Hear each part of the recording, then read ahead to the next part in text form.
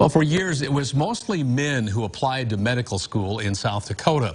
But times are changing. This past year, for the first time in history, there are about the same number of women as men attending the University of South Dakota Sanford School of Medicine. And as Don Jorgensen explains, one doctor in particular has been instrumental in turning those numbers around.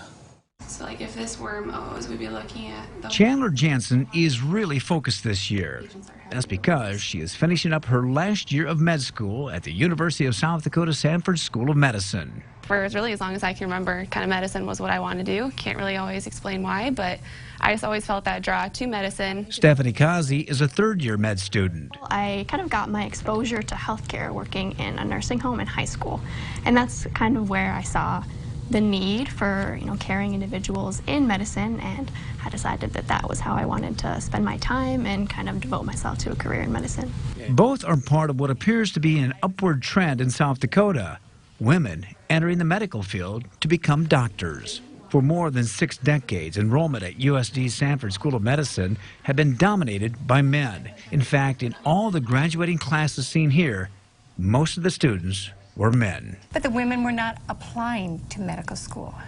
And we think that might be because women might have been told that, well, if you want a family, don't go into a high-powered career, right, if you want children. Dr. Mary Nettleman, Dean of Sanford School of Medicine, has been instrumental in getting more women to apply to med school. We don't create an advantage for somebody, right? We just try to remove barriers if we see them. She says for the longest time, women didn't think they could take maternity leave if they were attending medical school.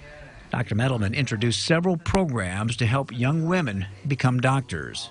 We have a wellness program. We have a pregnancy program whereby a woman who gets pregnant during medical school can have their baby, graduate on time, take maternity leave. The students will not be penalized for missing any classes, clinics, or assignments because of maternity leave. Instead, the school will work with the students to create an academic makeup plan to ensure that missed coursework is completed. These are high-achieving young people in South Dakota. They're going to have a high-achieving job. And anytime you do that, you have to balance your family and your professional life.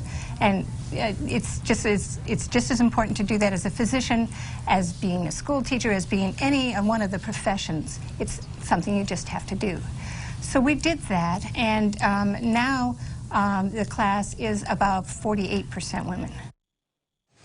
Again, that's Don Jorgensen reporting today. For her efforts, Dr. Nettleman has been awarded the prestigious Elizabeth and Emily Blackwell Award for outstanding contributions to advancing the careers of women in medicine.